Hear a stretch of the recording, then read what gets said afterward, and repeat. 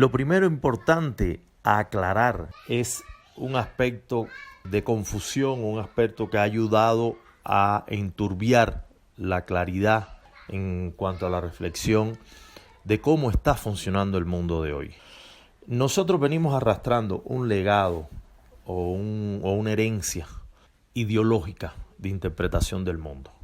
Creemos que los sistemas de creencia, que los sistemas de ideas, creemos que la superestructura, queremos que eso evanescente, que es el mundo del imaginario, el mundo de las ideas, el mundo de las utopías, es lo que verdaderamente rige el comportamiento de los hombres y de nuestras sociedades. ¿Qué es lo que ha pasado? Esto probablemente haya funcionado hasta la Primera Guerra Mundial. Esto probablemente haya funcionado hasta incluso la Segunda Guerra Mundial, donde la tecnología era muy incipiente. Desde el momento en que la tecnología y la inteligencia artificial y el desarrollo cibernético copó y protagonizó en todos los análisis, estudios predictivos y modelaciones matemáticas de la sociedad, tanto de la economía como del comportamiento social, como de la psiquis, como de las ciencias naturales, las ciencias industriales. Desde que esto sucedió, hay un modelo de pensamiento pragmático. Hay un modelo de pensamiento pragmático que se inclina a favor de una serie de preceptos o de valores que son los que se privilegian y que son los fundamentales. Uno es mayoría, mayor impacto demográfico. Otro es crecimiento. Otro es generación de riqueza, expansión de la riqueza. Otro es generar mayor venta en el mercado. Indiscutiblemente o independientemente de si estos valores verdaderamente contribuyen desde el punto de vista humanístico a un progreso humano. Se ha creado un divorcio entre una cosa y la otra. El valor y el precio están en una especie de contubernio, en una especie de riña, en un campo de batalla, donde el precio es más importante que el valor de las cosas. Es más importante lo que se genera económicamente como resultado, como dividendo, como utilidad, que el bienestar que esto promueve en la sociedad. Entonces, esa utopía humanística que teníamos de que las cosas, las instituciones multinacionales, los gobiernos, los estados, la sociedad civil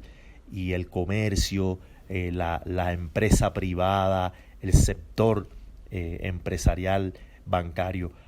todo eso que pensábamos que trabajaba en función de un progreso social, eso es una ficción, eso es una falacia,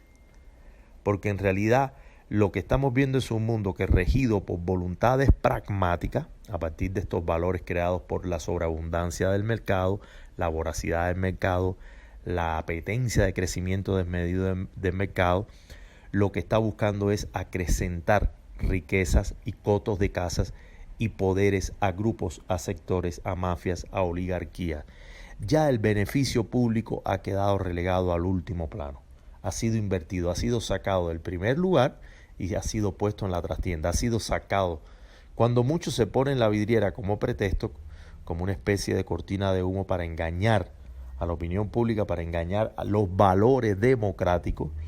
o los valores socialdemócratas, para engañar esta idea social, esta idea socialista del bien común, para engañarnos con estos señuelos. Pero en verdad lo que persigue todo el mundo, tanto el político como el empresario, como el religioso, como el ideólogo, como el moralista, como el maestro, todo el mainstream lo que persigue son objetivos de generación de riqueza y de control. Poder político, poder de control y poder de riqueza. Esto es lo que busca el mundo. Y sabe Dios, y es una pregunta que tenemos que hacernos, es: ¿obedece esto a una verdadera voluntad humana? ¿Los humanos están siendo infiltrados por las máquinas? ¿Los humanos están siendo infiltrados, penetrados por inteligencias exoterrícolas que deciden estos caminos, deciden estos criterios? ¿O se ha distrofiado tanto el camino, la ruta humana, que nos ha llevado entonces a una especie de análisis de escala poshumana hacia donde nos están enrumbando, y por eso lo humanístico queda siempre relegado y se prioriza, se privilegia lo referido a riqueza, lo referido al tener, lo referido a la esfera de la acumulación de bienestar material como patrimonio de grupos de élites. O sea, no pensemos nunca que el presidente de un país está ahí cumpliendo las funciones por vocación pública de mejorar la situación del país. Está ahí porque hereda agendas históricas de cómo ese gobierno, que es una institución que media entre lo público y lo privado, tiene obligaciones, tiene camisa de fuerza, tiene contratos, tiene acuerdos bilaterales y multilaterales con distintas entidades privadas, públicas, nacionales, transnacionales, élites banqueras. Entonces, el Estado en realidad no está para generar un bienestar público. El Estado está como una especie de entidad interfase intermedia, mediando los conflictos entre estos grupos y la voluntad pública, que es otra cosa. Y ahí es donde el Estado ha salido fracturado, porque ha tenido que perder su hegemonía y negociarse como una especie de empresa coludida con la maldad internacional o universal, que permite que ciertos grupos que están supraestatales, que están por encima de los estados, y por supralegales, que están por encima de las leyes y por encima de los acuerdos internacionales, que operan en la sombra, que operan de forma siniestra, que no se rigen por una humanística universalista, que estén decidiendo entonces y que estén maniobrando y manipulando y coartando a los estados y a los gobiernos para que se subediten y trabajen a los intereses oligárquicos y no a los intereses públicos. Ahí es donde está el meollo de la comprensión de las formas de gobernanza modernas. ¿Por qué? Porque ya la estructura que teníamos decimonónica clásica funcionó hasta las interguerras primeras y segundas. Ya después de la Segunda Guerra Mundial empezó otro ciclo energético, financiero, organizativo, administrativo, legal, o sea, y es otro mecanismo, y no es tanto un mecanismo que es evidente o que está expuesto, es todo lo contrario. El mecanismo que se exhibe, el mecanismo que está en la primera capa, el mecanismo perceptivo, no es el real, es un señuelo que debajo esconde toda una maquinaria, toda una agenda secreta, toda una ingeniería que es la que verdaderamente opera en bien de los que controlan la multiinstitucionalidad mundial, global. A esto han llamado algunos filósofos recientes la posverdad. Y bueno, yo creo que esto funciona como una especie de causalidad circular a la inversa y a la diestra. O sea, esto pudiéramos llamarle la posmentira. O sea, es un momento de grandes revelaciones lo que estamos viviendo. Es un momento de que se está poniendo de manifiesto la verdadera raíz motriz del diseño social, que va más allá de cualquiera de estas dicotomías clásicas, anquilosadas, dicotómicas, con las que nos han tenido mareados, con los que nos han tenido anestesiados, con los que nos han tenido entretenidos, de izquierda, derecha, jacobinos, girondinos, buenos, malos, conservadores, liberales, capitalismo, socialismo. Ese esquema bipolar dicotómico que lo que ha hecho es permitirle a estos grupos que detentan el verdadero poder secreto, a este hipercapital mundial, a este gran capital mundial que lo tiene todo penetrado como un cáncer y que lo tiene todo minado, le ha permitido andar a sus anchas sin necesidad de tener que transparentar su modus operandi, sin tener que declarar sus mecanismos y sin tener que dar razones de por qué está haciendo las cosas de esta forma. O sea, es imposible que usted pueda ver como una realidad factible que en algún momento personajes de la calaña de los Rockefeller, de los Rothschild, de las familias más ricas de la oligarquía negra veneciana, vaticana, personajes como del mundo de los jeques árabes, personajes como Kissinger, personajes como las élites operadoras de las grandes farmacéuticas, del complejo militar internacional, de la banca, el Fondo Monetario Internacional, las bancas mundiales, los bancos de Suiza, Wall Street. Es imposible que usted vaya a ver en algún momento en un juicio, en un foro acusado a un personaje de este nivel. Es muy difícil. ¿Por qué? Porque esos son los que están gobernando y son los que operan desde la sombra. Y entonces, en la palestra pública hay unos monigotes, hay unas especies de títeres que cumplen en un 60-70% órdenes y tienen un 30% de gestión propia o de agenda propia o de criterios subjetivos individuales. Pero en realidad tienen que entrar por el aro, tienen que acatar la égida que les permitió llegar al poder público. O sea, todos estos de poder público, llámese Putin, llámese López Obrador, llámese Maduro, llámese Bolsonaro, Donald Trump, Bill Clinton, Obama, Bin Salman, llámese quien se llame, todo operador público de un sistema, ya sea socialista, capitalista, monárquico, obedece y responde a intereses que son supranacionales y tiene que entrar en esta lógica de un globalismo que busca como primer objetivo concretar una agenda a través de las instituciones, imponer esa agenda y que es capaz de usar cualquier herramienta, cualquier arma, contar de llevar a cabo y de cumplir sus metas. Y lo hemos visto con la pandemia del COVID-19, que es un mecanismo del control biológico y del control sanitario, lo que hicieron con el mundo en el 2020 y 2021 y lo que siguen haciendo desde el punto de vista médico, desde el punto de vista incluso legal, ¿no? Y cómo están impunes, o sea, cómo han generado un marco de operación donde quedan tangenciales a la ley y donde se han enriquecido a sus anchas y están haciendo ahora con la tecnología una revolución digital de 5G y de 6G, de frecuencia 5G y 6G, que involucra un sistema de control digital sobre la población a la usanza de lo que está haciendo el Partido Comunista Chino, a la usanza de lo que soñaron los conservadores de matriz comunista radical, del pensamiento estalinista, más estalinista, o del pensamiento castrista, fascista, hitleriano, del control de las masas y de las multitudes. Y lo que quieren es en estos momentos hacer una transición de un modelo democrático que, aunque es fallido, aunque es errático, aunque es defectuoso, sí le ha aportado desde el punto de vista humanístico una sensación de libertad a la humanidad que supera por mucho a la nueva agenda del Foro de Davos, a la nueva agenda 2030 de Naciones Unidas y de otras instituciones más, del grupo Bilderberg y de otros grupos que operan en la sombra, que muchas veces ni salen en las redes sociales, ni salen en internet, ni aparecen en los buscadores, y nombres de familias que son muy importantes y que usted podrá intentar rastrearla por todos los caminos existentes y no los va a encontrar, porque son los que mueven el hilo verdaderamente de la historia planetaria. Sobre todo estamos refiriéndonos sobre todas las cosas a Occidente,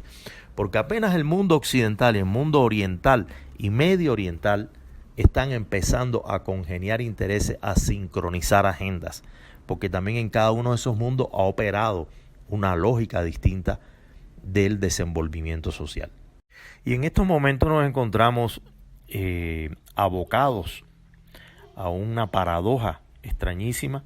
porque ante la inevitable necesidad terrícola de globalización, aparece entonces una corriente emergente que es el globalismo satánico de matriz sionista, por un lado, de matriz masónica por otra, de matriz vaticánica románica por otra, de matriz ahora mismo chino comunista, de matriz incluso KGB rusa, o sea, ha surgido una idea de globalismo, o sea, hay un choque entre criterios de cómo se debe llevar a cabo la globalización, algunos más atrincherados en los nacionalismos fundamentalistas, otros más esperanzados en una visión transnacional de la vida, donde se llegue a una especie de gobierno planetario, donde se llegue a un consenso de todas las naciones. Pero como vemos, estas tendencias están chocando al punto de que lo que va emergiendo como victorioso es un multilateralismo,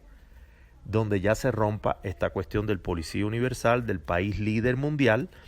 y de las economías mundiales liderando, que han sido de matriz anglosajona muchas de ellas, para ceder paso entonces a un nuevo liderazgo del grupo de los BRIC, un nuevo liderazgo de Rusia, China, India, Brasil, Medio Oriente, los países de Arabia Saudita, generadores de petróleo y de otro tipo de fuentes de energía, también Irán, Turquía, ese tipo de naciones que empiezan a emerger como una alternancia frente al modelo hegemónico anglosajón europeo que ha gobernado el mundo desde los acuerdos de Bretton Woods hasta la fecha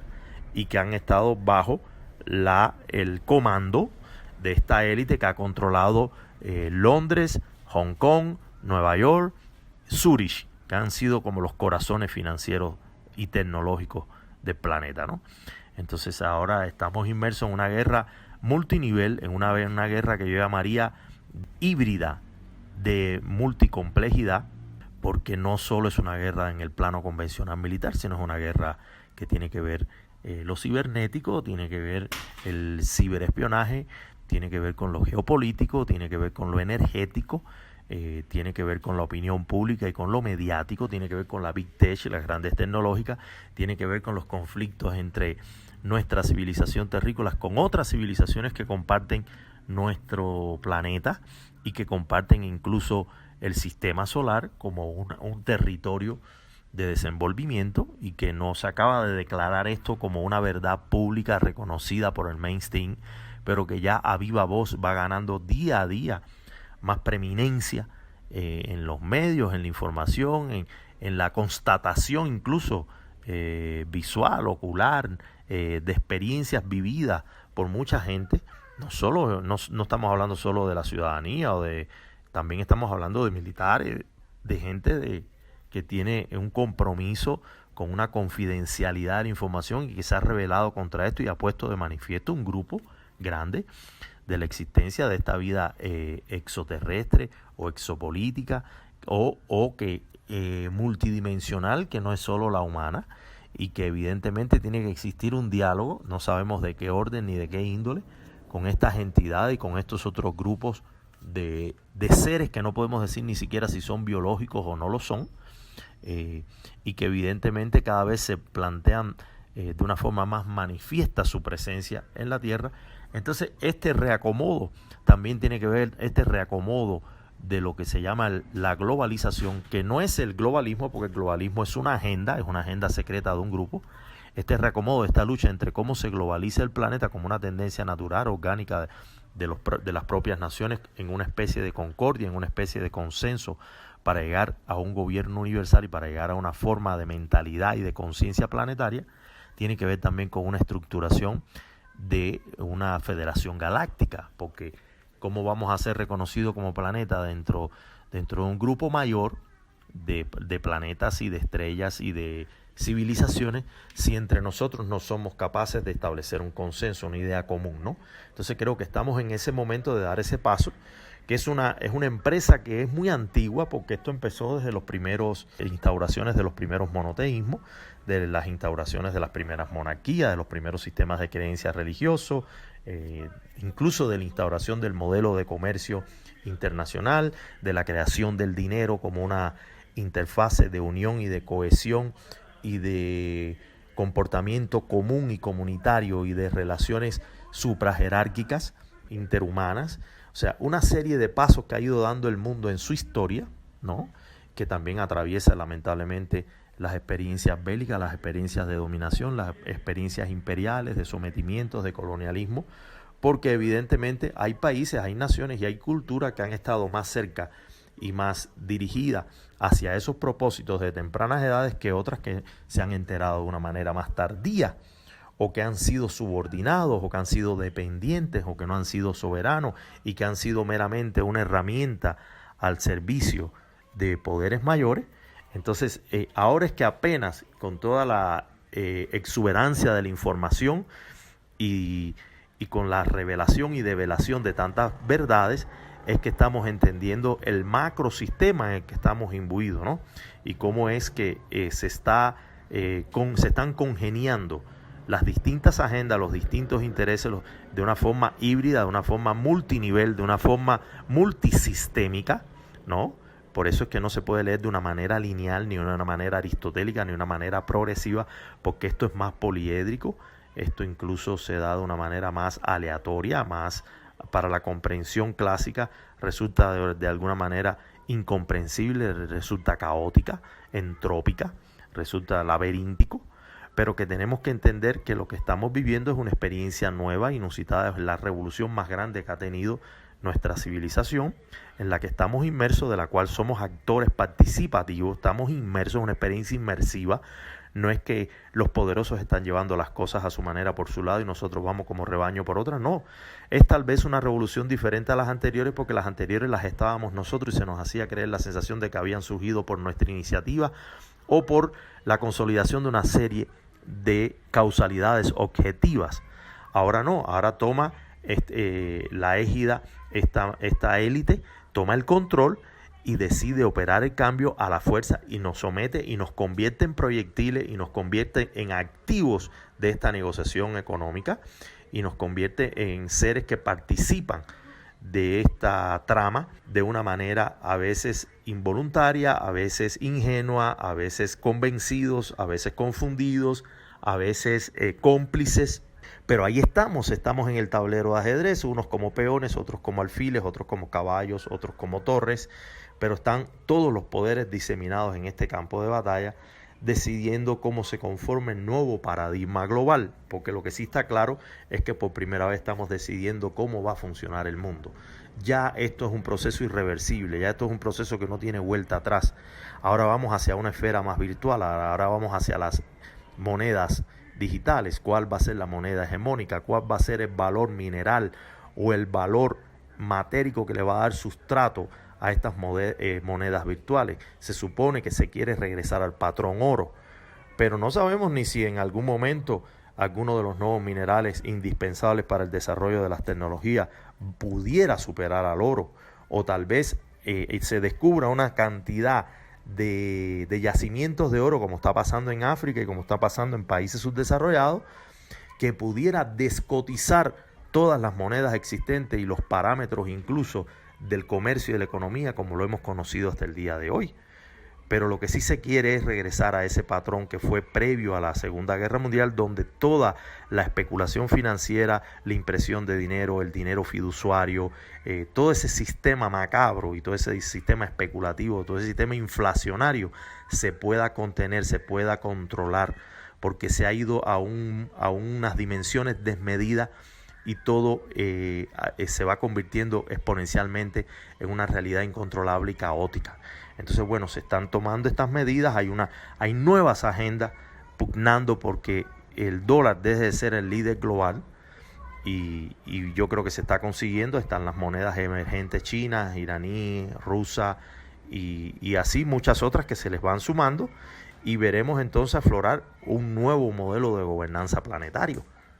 Esto no tiene nada que ver con que si el capitalismo es más bueno o menos bueno que el socialismo, o más efectivo o menos efectivo, más productivo o menos productivo. De hecho, estamos confluyendo hacia un criterio ideológico político de países de economías mixtas, que es lo que ha predominado en la segunda mitad del siglo XX y lo que llevamos del siglo XXI. Si usted analiza la economía china, es una economía mixta entre la economía privada y la economía social socialista. Si ve Estados Unidos, es igual. El Estado francés pasa lo mismo, Noruega pasa lo mismo, Suecia pasa lo mismo, Japón pasa lo mismo. O sea, empiezan los estados a tener que confluir entre estos dos modelos dicotómicos en crear un territorio común, una especie de hibridación ideológica,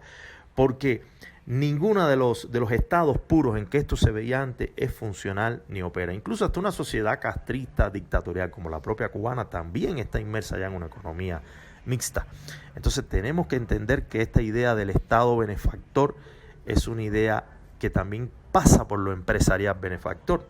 privado, ¿no? Entonces ahí es donde nos damos cuenta que el Estado tiene que asumir una serie de derrotas privadas, pero también tiene que asumir una serie de derrotas públicas, tiene que administrar, tiene que fiscalizar, tiene que penitenciar los incumplimientos, pero por otro lado tiene que ser benévolo y tiene que tender hacia un Estado subsidiario, un Estado que ayude en la manutención de nuestra vida cotidiana, y evidentemente hay agendas ya propuestas para que la ciudadanía tenga resuelta su renta pública, su renta única, sus gastos elementales básicos, a cambio de una serie de prerrogativas y una serie de exigencias y una serie de, muchas veces, acorralamientos también. Y es lo que se llama esto que se llama el Estado asistencial, ¿no? Que es una idea que ha sido llevada y traída, estirada, malversada, en un momento muy bien intencionada, con una perspectiva de futuridad todavía, de vigencia, pero sobre la que han maniobrado las manos peludas y los espíritus malsanos y lo han convertido en una atrocidad también. Pero bueno, a lo que debemos aspirar como meta, como digamos, como una teleología de alguna manera en la figura del Estado, para que mantenga cierta vigencia de cara al mundo moderno en el que estamos entrando, a la nueva modernización, es que sea un Estado benefactor, es un Estado que cubra por lo menos rentas básicas y cuestiones elementales de la vida social. Eso es a lo mínimo que se puede aspirar, sin que esto implique una castración ni una limitación de otras esferas de libertades individuales. Ahí es donde está la gran tensión entre el Estado y la ciudadanía, ¿no? Que a cambio de darte una serie de beneficios y de darte una serie de estímulos, asistencias, apoyos, no te condicione, no te coaccione. Un poco lo que está pasando con estas cosas de campañas electorales donde el Estado interviene como una figura benévola, apoya con subsidios a las clases más desprotegidas, más desventajadas, y después las condiciona en el escaño electoral y los obliga entonces a que sean su electorado, casi de una manera de canje, de toma y daca, ¿no? Que eso es lo malsano del mecanismo,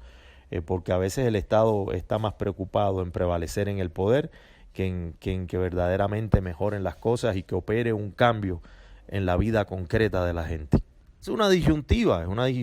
de que el Estado, sin dejar de ser juez y parte, no puede ser del todo juez y parte. ¿Por qué? Porque el Estado es una figura reguladora y el Estado siempre va a ser parasitario, ¿entiendes? Y tiene que ser penitenciario. Pero eso es por un lado, pero por otro lado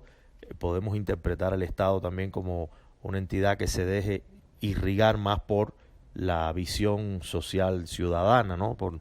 digamos, la sociedad civil, por las nuevas estructuras de organización de la sociedad civil, y un Estado que sea más flexible, que sea más laxo, que permita corregirse a sí mismo, disminuir su burocracia, no tener tanto gasto en su maquinaria burocrática del gasto público, en fin, un Estado que se le pueda, que tenga que estar obligado a ser más transparente, que no pueda solamente pasar por el poder legislativo o por el Congreso, por la aprobación de leyes, sino que también tenga que pasar por una simpatía, por una consulta popular, y que el Poder Ejecutivo entonces sea un elemento dialógico, un elemento de consenso, un elemento de equilibrio, más que de autoridad. Es como yo lo veo, que el Estado tenga inevitablemente que recuperar su vocación de servidor público, no de jerarquía social. O sea, esto es una dialéctica en la que se está moviendo el diseño social para ver cuáles son los mejores prospectos de modelos de desarrollo que se puedan ir dando. Hay unos que los ven de una manera más hegemónica, controladora y dictatoriales, hay otros que los ven más liberalizadora, hay poderes que tienden a que esto aplique de alguna manera inspirándose en los valores democráticos, en los ideales democráticos. Hay otros que no, que son más autoritarios, que son más plutócratas, hay otros que son más flexibles, o sea, los hay de centro, los hay de izquierda, los hay de derecha, todo está mezclado, hay una especie de cóctel, primando una especie de cóctel ideológico en todos los modelos que están sobre la mesa en estos momentos en el diálogo internacional. O sea que no tenemos en estos momentos, no hay una fórmula, no hay un recetario que pueda definir una única forma de la construcción de la prosperidad o del desarrollo social. Hay muchas poniéndose de acuerdo y pugnando, y terminarán interrelacionándose, terminarán contagiándose, contaminándose, imbricándose unas con otras, para a fin de cuentas tratar de generar una sensación de bienestar social y la paz social tan anhelada, disminuirle un poco a todo lo que hasta ahora hemos reconocido como caminos disfuncionales, dañinos, caminos que no son sustentables, y también detrás de eso habrá mascaradas y habrá detrás de todas estas promesas humanísticas, detrás de todas estas promesas de prosperidad, desarrollo y evolución social y de justicia social, también habrán oportunistas y habrán demagogos y habrán gente que intente apoderarse de todas estas narrativas para conducirnos hacia algunos despeñaderos, hacia algunos barrancos, ¿no? Como lo hemos visto en el 2020 y en el 2021 y en lo que va del 2022, porque a fin de cuentas siempre hay un instinto de un grupo que pretende agenciarse el derecho y la potestad de gobernar y de tomar las riendas del destino del resto de los humanos.